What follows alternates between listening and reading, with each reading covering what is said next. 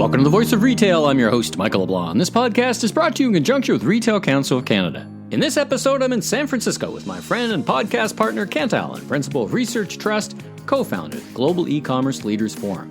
In a wide-ranging conversation, Kent puts on a masterclass in understanding the issues, mechanics, ecosystem, and complexities that is the reality of cross-border global e-commerce. So all the technologies and so forth and whatnot that, yes, you can get that from your cross-border platform, whether it's a Flow or a Global E or, some of the other folks out there, eShop World and things like that have all been big supporters of ours over the years. However, you're not always going to get it from your commerce platform partner. So, Shopify is, honestly, probably behind a little bit on being able to provide cross-border support. The Demandware folks, Salesforce.com, Commerce Cloud, folks like that have done, a good job. But, they're working with the big guys for the most part. So this marketplace not only kind of provides you the technology and the know-how and the local partner, in many cases, it's a fish where the fish are type thing. Let's listen in. Kent, welcome to the Voice of Retail podcast. How are you doing, my friend? I'm doing well. Thank you, Michael. Good to kind of finally move from the side stage to the main stage, and appreciate you welcoming me to the Voice of Retail podcast. Well, it is funny because I realized I was thinking I've had all my podcast partners at various times on the podcast, and you and I were talking about your great events and the work we do on the Global E-commerce Tech Talks, and I realized one of those heads, you've never been on my podcast, and it's my audience's loss because you've got such a depth of insight around global e-commerce from your perspective. So, welcome. Great to have you on. And let's jump right in. Let's tell us about yourself. Tell the listeners about yourself, your journey, what you do for a living, and all that great stuff. Yeah, well, thanks, Michael. So, Kent Allen. I'm based out in San Francisco. I've been out here for. I probably spent more time out here than anywhere else. Grew up in Virginia, went to UVA and things like that. So really kind of got into the e-commerce space in a roundabout way.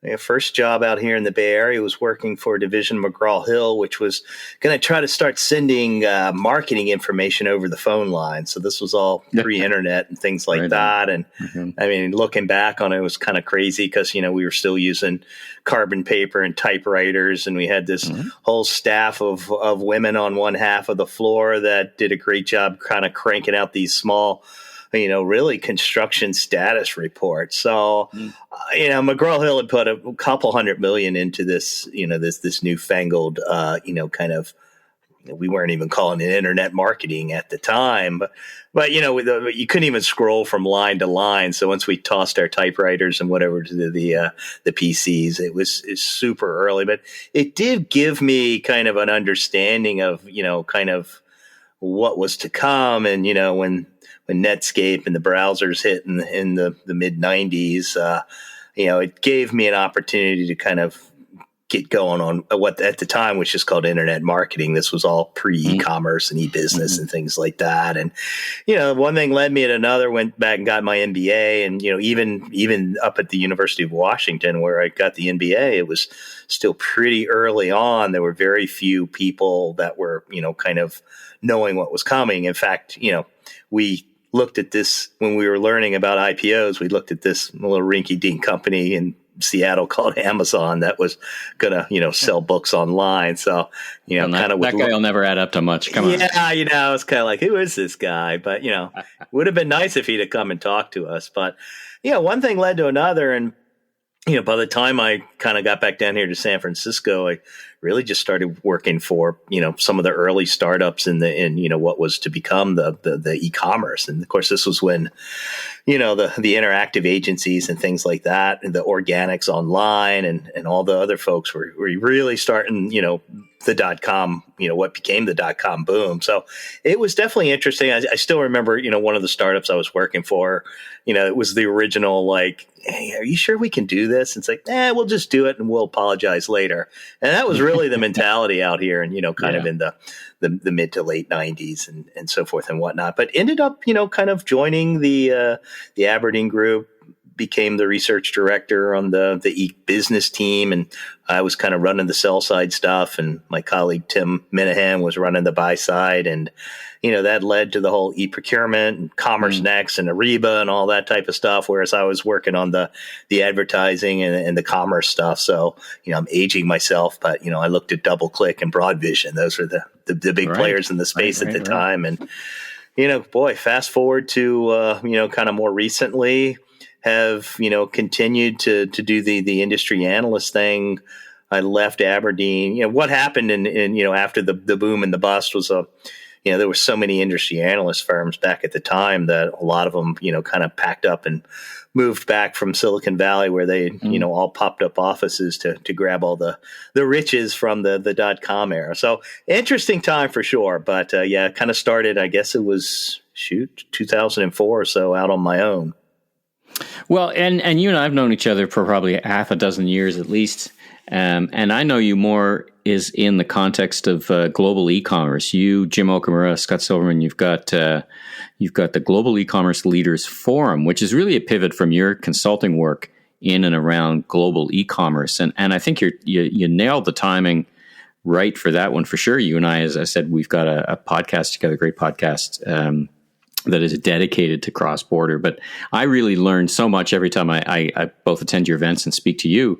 And I thought, what a great opportunity to tap into, again, your wisdom and your insights from your perch, so to speak. So let's get into it. It's interesting days, and of course, e-commerce. We don't have to talk about how much that's accelerated from an adoption perspective in North America and elsewhere in the world.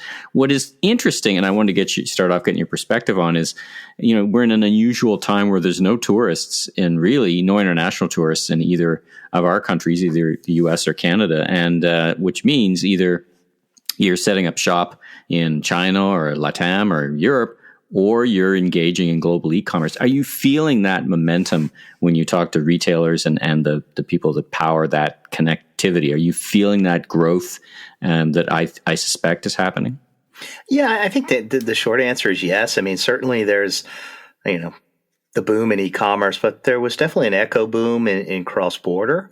However, one of the things that we're talking about at our spring summit on March 25th, we're calling it Guelph Accelerate.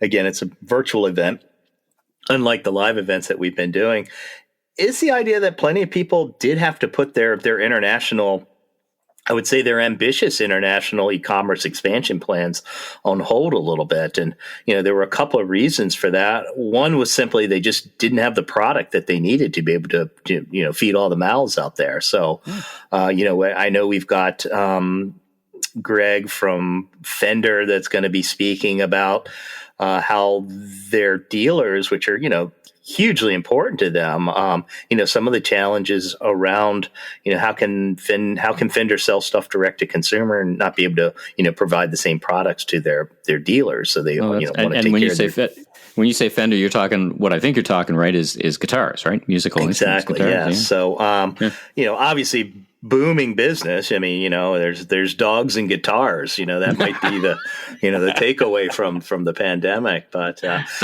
something.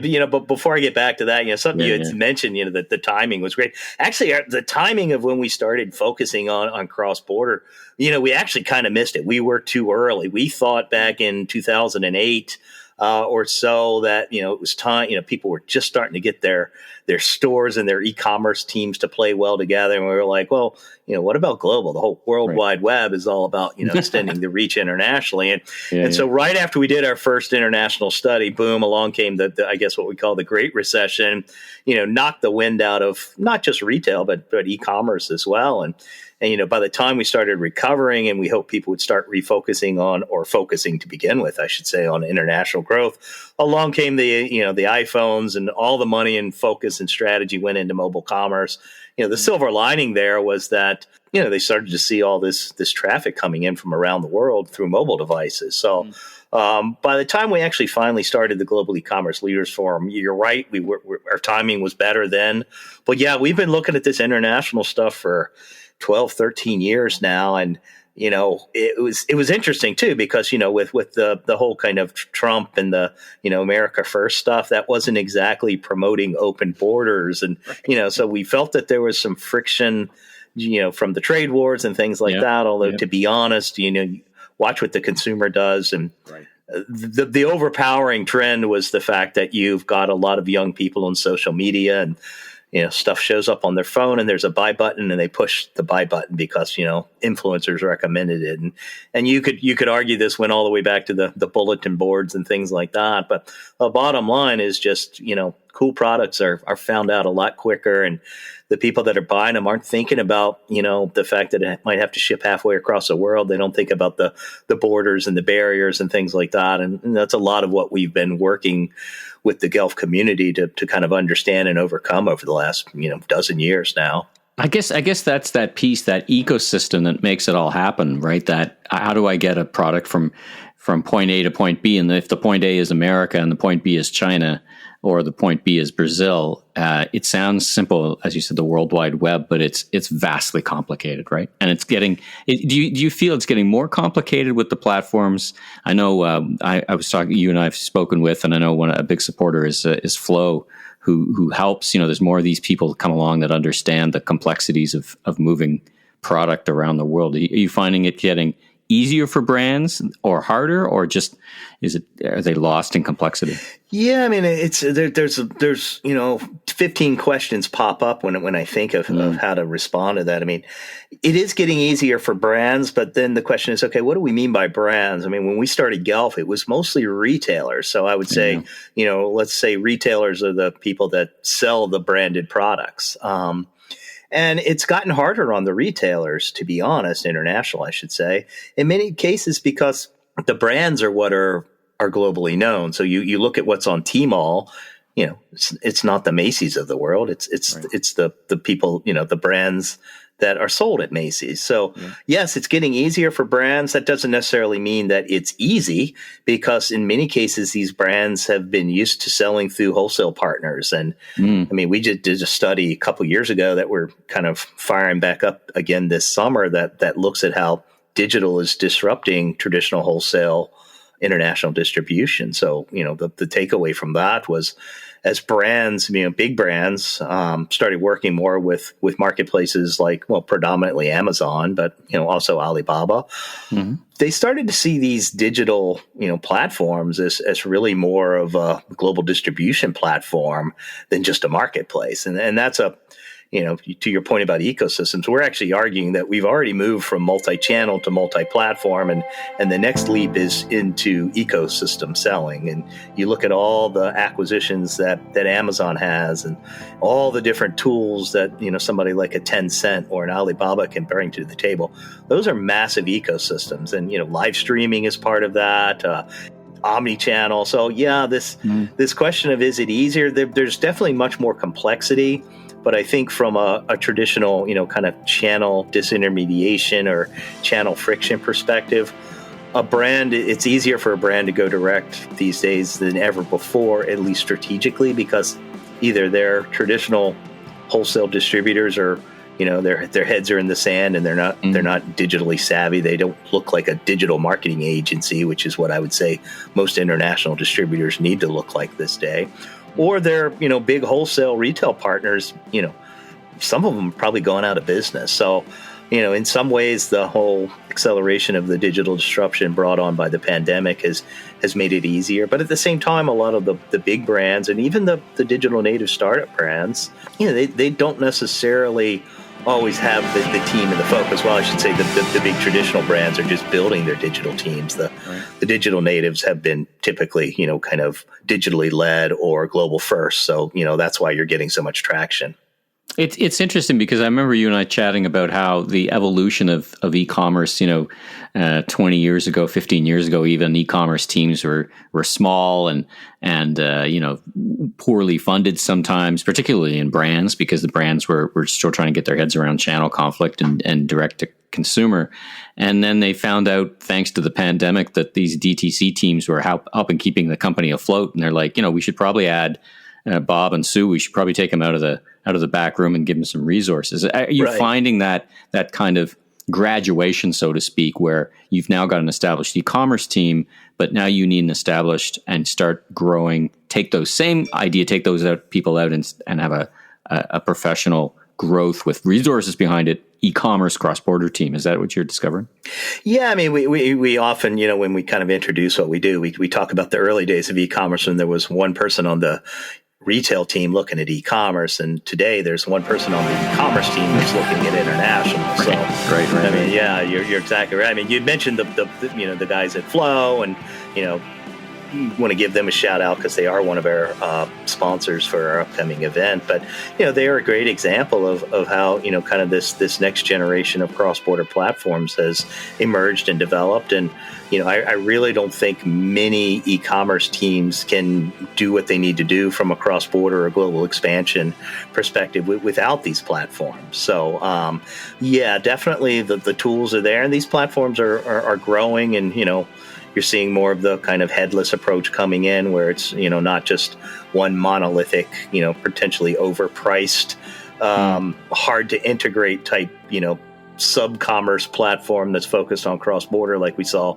some of the first generation platforms out there. So, yeah, it's definitely there are definitely more tools. In fact, we're seeing some of the shipping and logistics companies really get it together as far as being, operations, getting your operational house in order is job number one when it comes to serving international clients. I mean, you've got to be able to screen for fraud and provide payment, and do the harmonization and understand the tariffs and give them a trusty landed cost, and then you got to ship it internationally, and ideally you help them track that that product from carrier to delivery agent to final mile. So yeah, there's a lot of integration and things like that, and we're definitely seeing the logistics guys maybe be a little bit late to the game, but there's a big part of that. This whole kind of post-order customer experience is probably something we talk more about at Guelph than just about anything. That being said, I started in this space really kind of covering a lot of the online advertising and the digital marketing folks. So we're always hoping that there'll be more and more focus on international marketing and, ways to connect with the next generation of, kind of shopper out there that may be coming from an emerging market as the global middle class, quite literally comes online. But, there's a lot of work ahead. There's a lot of localization, a lot of marketing and things like that. But I think that's one reason that we see a lot of social, because social covers a lot there. I would argue that social has always been what has fueled the word of mouth and the viral nature of e-commerce. It was, it wasn't until social media arrived that we really saw this lift in international. And I think social, especially folks like Facebook that joined us last fall as they launched their discovery commerce, this idea of, as stores are less and less reliable source of product discovery, it's got to happen online. And what we're seeing is it's happening on social. Let's take a quick step back for those listeners who may not be steeped in this idea of marketplaces, global marketplaces. I mean, you named several of the big powerhouses in Asia. I know we've talked to the folks from Mercado Libre in Latin America, and of course Amazon. Many North American consumers would know, or even folks in retail would know about Amazon, and 70% of their work is marketplace or their sales, and now Walmart, Best Buy, many are starting marketplaces. But where do they sit in the ecosystem? Like if you wanted to sell into China or you wanted to sell into Latin America, I guess you have a choice, right? You could try to set up your own website and try to market and go there yourself, or you go through these marketplaces. Or is that even a choice anymore? Are both those places marketplace dominant that you've got to figure out how to work with these marketplaces? Yeah, you asked the question at a good time, because I'm working on a kind of a cross-border guide right now for the Canadian government. Their trade team is doing a great job at providing e-commerce backing and resources for anywhere from small and medium-sized sellers to bigger companies. But yeah, so I mean the framework, if you will, and I'll try to sketch you a picture here. But we've always looked at three predominant models. So the cross-border model, which is essentially taking advantage of your domestic operation. So you see all this traffic coming in from countries around the world, and you basically figure out how to accept the order and screen for fraud, make sure that people can pay, and then you ship product basically from your own, U.S. based distribution centers. So that's kind of the cross-border model in a very simplistic manner. The bigger brands may be, at the another model, which we call the regional build model, which is essentially where big brands have maybe built localized sites. And, there's some innovators out there that are making it easier for people to build, local sites internationally. Shopify has actually done a really good job of helping company build, a Spanish site, a German site, or something like that. What they need to work on, and they're working on it now, is providing more of the cross-border, functionality. But the marketplace piece is probably the most dynamic part. So what we often see is that people will, realize that they need to start serving these international shoppers. So they'll adopt the cross-border model in large part because, everything's in place. They work with a UPS or a FedEx, or if they're, more advanced, maybe, different, shipping lane carriers and things like that, that maybe you haven't heard about, to get the product there quicker and cheaper and things like that. But the international marketplace is often, maybe where they graduate to, or more accurately, they broaden their focus to the marketplaces. In many cases, the traffic that they get to their U.S. site, if you will, the cross-border traffic, is really organic traffic. Again, we'll say driven largely by maybe social or word of mouth and things like that. But when it's time to really get serious, a lot of times they'll embrace these marketplaces. Now, in China, they don't really have much of a choice.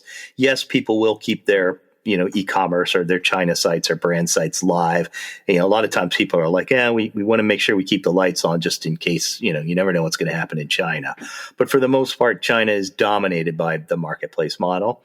And in many cases, we see that in Latin America as well. Mercado Libre has just been killing it. We do have a session at Guelph Accelerate, next Thursday, the 25th, that's going to look at LATAM. We've got one of the e-marketer guys, Mateo, joining us. So we'll be diving into that. But I love talking about LATAM because, it's the funniest place closest to us that is just a massive, massive opportunity. And it's not as thought of. I mean, you and I had a great discussion on the Global E-commerce Tech Talks panel with some folks from Latin America. And it just really opened my eyes to the scale and scope of the opportunity that is right on our doorstep, in a matter of fact. And it's, as you're saying, it feels like it's structured more like, marketplace, which is probably makes it easier to go after, right? Yeah, I mean, the marketplace model is easier. Now, that being said, there's the marketplace is going to take a cut, and they're going to own the customer. So that's the real challenge. And, right. It's not for everybody. Luxury brands that want to control the experience, have shied away from marketplaces. In a second, I'll jump to this whole kind of how we're seeing the cross-border and the marketplace experience start to converge.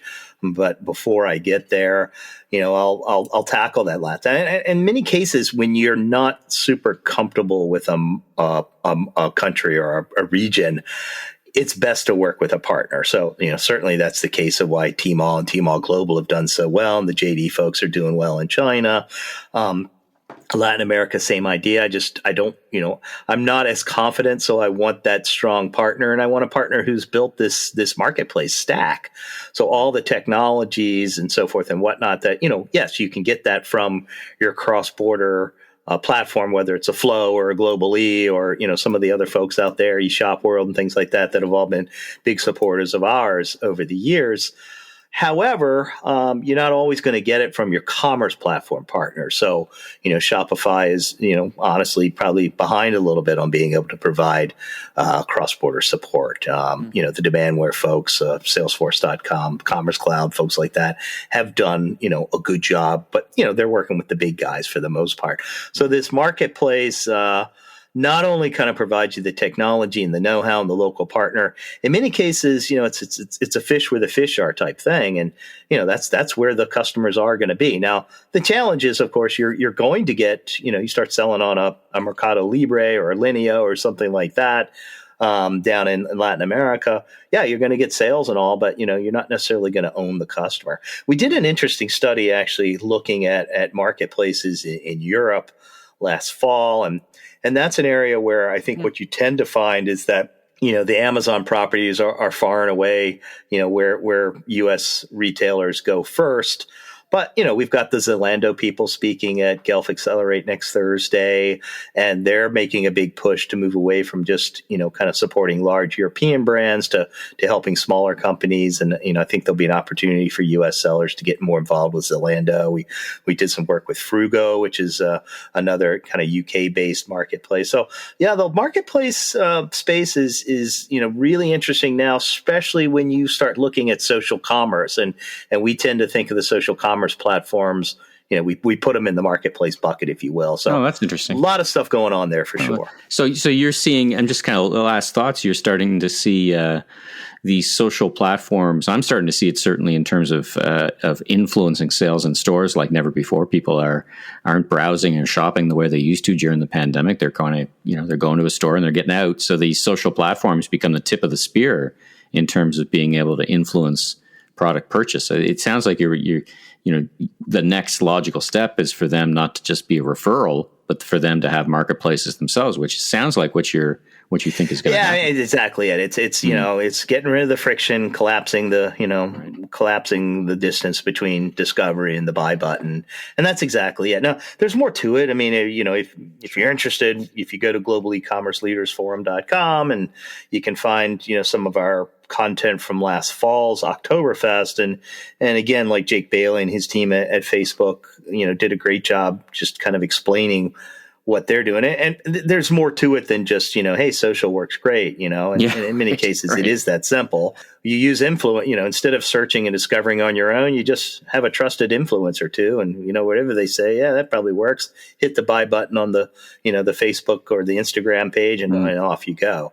But there's more to it too. And I think part of what's going on, and, again, think of the backdrop of what's going on with Apple and Google, the retirement of third-party data or cookies, if you will, and the priority and first-party data. Part of what's going on with discovery commerce is this idea that there needs to be more machine learning, or if you want to sprinkle some AI dust on it, you can. But the reality is, you got to get better and smarter with your targeting, and there's a ton of targetable data that has been shared, with the social platforms, kind of a first party scenario. So what you're saying is as cookies become less viable in terms of tracking and understanding the data from social media takes its place. Is that what you think is going to happen? That is a way of looking at it. I mean, again, you're going to have to, it's going to have to be opt-in and first party data and things like that. But, the reality is, for all the scrutiny that Facebook has gotten, it hasn't impacted the usage or the growth or anything like that. People, there's a lot of conversations going on in the Beltway that, are irrelevant to the rest of America. But that's probably a whole podcast series for another day. That's a whole can of whoop there. So let's leave that one. Well, listen, Kent, it's been fantastic to have you at last, long overdue. Talking about global e-commerce and whether it's brands or retailers just understanding what their partners are up to, or everything in between. It's really been great having you on, and I wish you luck. So the next upcoming event is March 25th, right, for you guys? And then yes. Right? So Thursday, March 25th, we'll pull the Guelph community together. Believe we start around, I'm always thinking West Coast time. So yeah, around 12:30, we'll get things going. East Coast time, 9:30 West Coast time. And we'll, got about 4 or 5 hours of content. So yeah, really looking forward to, got some great lineups. We're kicking off with our executive keynote leaders speech, panel. And, we've got Speedo and Paulo's Choice and Reformation, joining us on that one. So, just a powerhouse of some of the top female executives in the whole e-commerce space, and then we're kind of wrapping up. But yeah, really interesting stuff. I mean, in many, we're calling it Guelph Accelerate because obviously the whole pandemic has accelerated a lot of digital trends and things like that. But we'd be talking about how people are reprioritizing different markets. How some folks that have had to put e-commerce or international on hold or reaccelerating it. So yeah, a lot of fascinating stuff. And then we can look forward to in the future, folks can, it's a good thing to sign up for your alerts because you'll get back to, hopefully even this fall, right? Get back to in-person events, whether it's on the East or West Coast, maybe for sure LA in 2022. I hope. Yeah, we've got a big announcement, coming up next Thursday where we'll be talking about what we've got cooking, in New York in late September. So start spreading the news, right? Got to make sure I can talk about things like that. So I'll wait till then to kind of make that announcement. But yeah, I mean, we had our best, LA West Coast Guelph gathering last February, right before kind of everything hit. And it was just such a great way to start the year. And it was frustrating to, kind of have to shut it all down.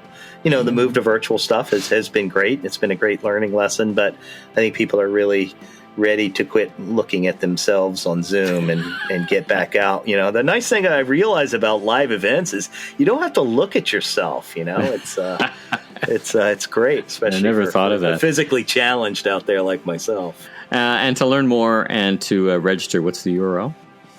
Yeah, you can just go to globalecommerceleadersforum.com, and right there on our landing page, you'll be able to click a link that'll take you to a registration. It's free registration for everyone. We're open for everybody that's interested in learning about cross-border and global e-commerce expansion. So, Michael, thanks again for hosting us, and thanks for all the double duty you do kind of helping us on our own podcast, the Global E-commerce Technology Talk.